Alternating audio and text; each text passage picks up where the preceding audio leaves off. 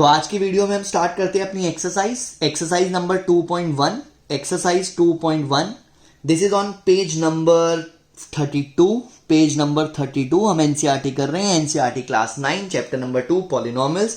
उसका first question जो है, फर्स्ट क्वेश्चन इसमें लिखा हुआ है which of the following expressions are polynomials in one variable and which are not, state reasons for your answer.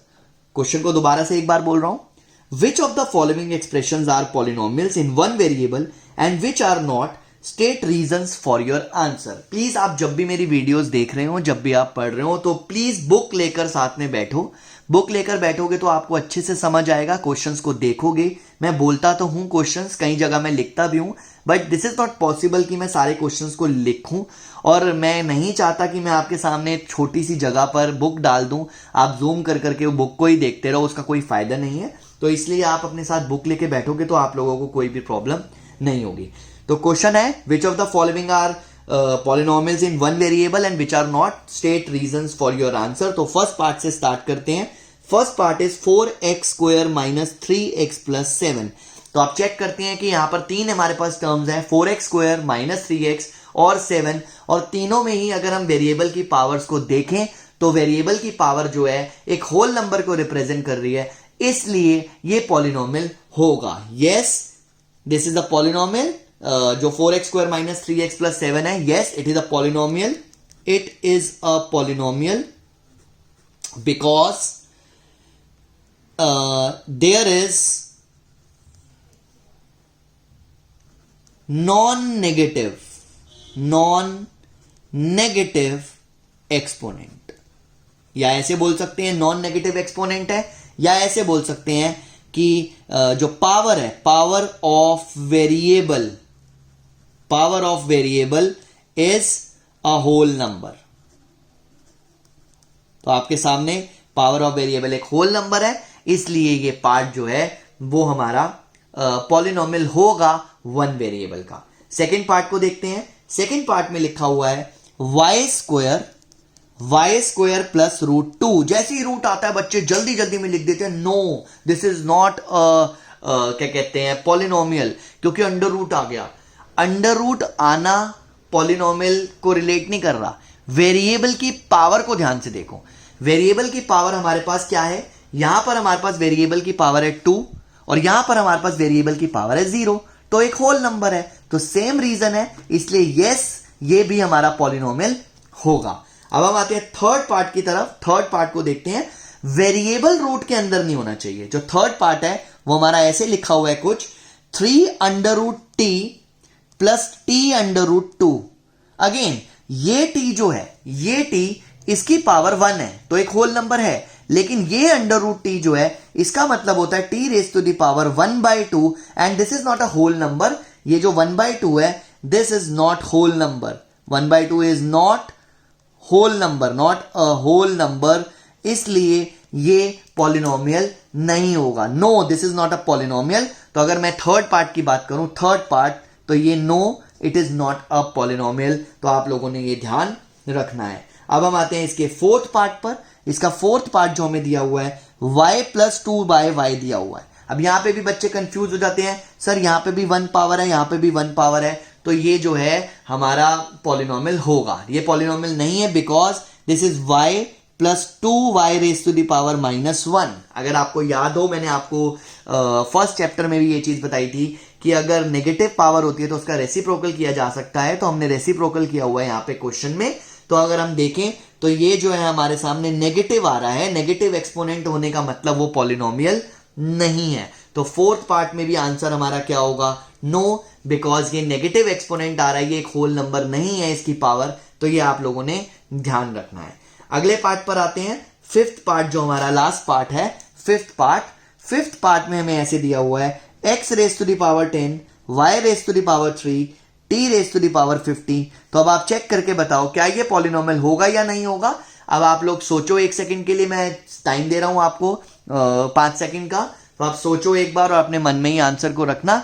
अगर तो आपका आंसर आ रहा है यस, ये सोचकर कि सारी की सारी पावर्स जो है वो होल नंबर है, तो आपका आंसर गलत है। होल नंबर होने के साथ साथ हमें यह भी ध्यान रखना है कि क्वेश्चन में हमसे पूछा गया है कि which of the following are polynomial in one variable, but यहां पे तो 3 वेरिएबल आ गए, तो no, because there are 3 variables, because of 3 variables here x, y और t, इसलिए ये पॉलिनोमियल 1 वेरिएबल का नहीं है। हाँ, ये पॉलिनोमियल तो है, but as per question number 1 ये पॉलिनोमियल 1 वेरिएबल का नहीं होगा।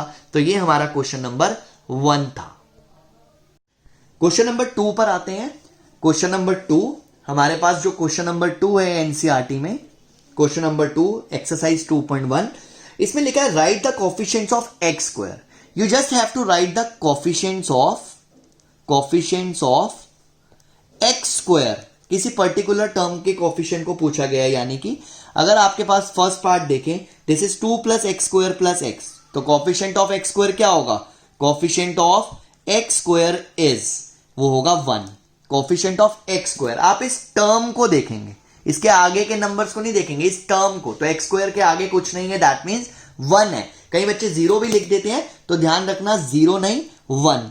सेकेंड पार्ट को अगर हम देखें, 2 minus x square plus x cube, तो इसके अंदर जो कोफिशिएंट है एक्स स्क्वायर का, अब आप आराम से बता सकते हैं वो -1 होगा। -1, अगेन मैं इस टर्म को देखूंगा और इसके आगे जो हमारे को दिखाई दे रहा है -1, वो इसका कोफिशिएंट होगा।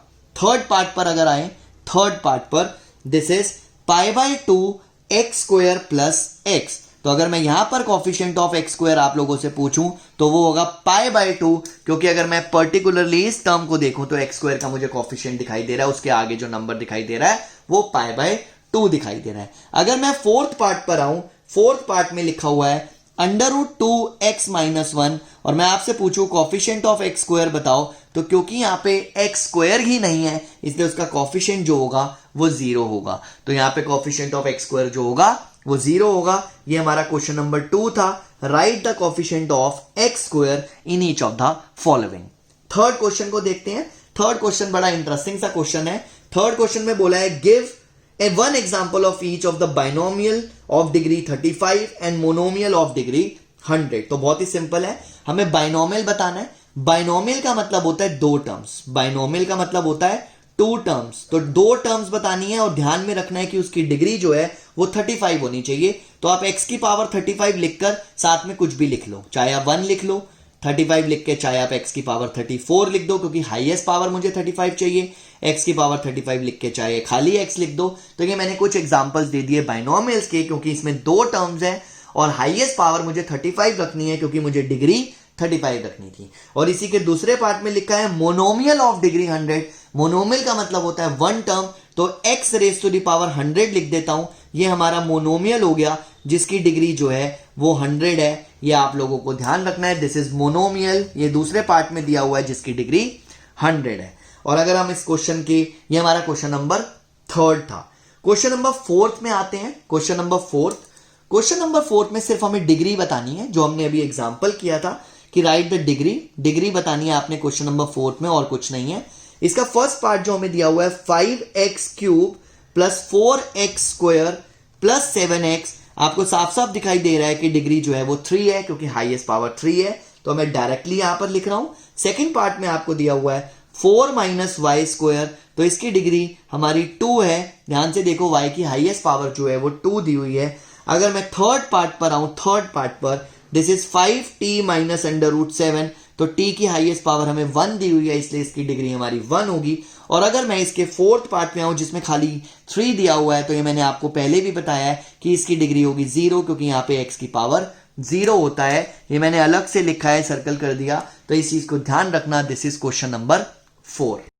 क्वेश्चन नंबर 5 पर आते हैं, एक्सरसाइज का क्वेश्चन नंबर 5। क्वेश्चन नंबर 5 हमारी एक्सरसाइज 2.1 चल रही है। इसका question number 5 which is very very easy. Just you have to classify the following into linear, quadratic and cubic. तो बाय क्वाड्रेटिक तो पूछा ही नहीं, आपको लीनियर, क्वाड्रेटिक और क्यूबिक बताना है। मैं सारे पार्ट्स आपके सामने लिख रहा हूं।